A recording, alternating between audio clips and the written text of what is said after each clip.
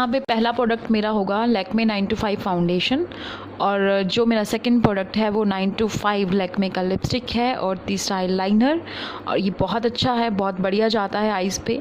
और fourth product है दोस्तों काजल पेंसिल।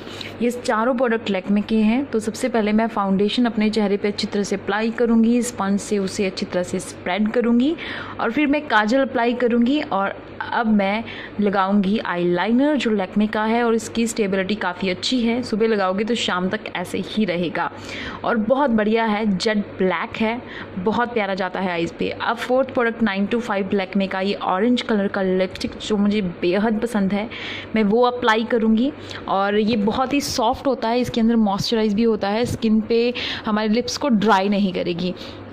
तो ये भी मैं अपने लिप्स के ऊपर अप्लाई करूँगी। अब दोस्तों आप इसे एज अ ब्लश के तौर पर भी यूज़ कर सकते हैं। हल्का सा चिक एरिया पे लगाइए और अपनी उंगलियों की मदद से इसे अच्छी तरह से पैक कर लें। ये बहुत अच्छा ब्लश जाता है। आप इसे आई शेडो लगाकर भी इसे यूज़ कर सकते हैं। आई शेडो भी इस लिपस्टिक को बना सकते हैं, कहीं नहीं जाएगा। तो अगर वीडियो पसंद आया तो वीडियो को लाइक ज़रूर कीजिएगा, और हाँ जो भी हेयर स्टाइल आपको पसंद हो वो आप कर सकते हैं।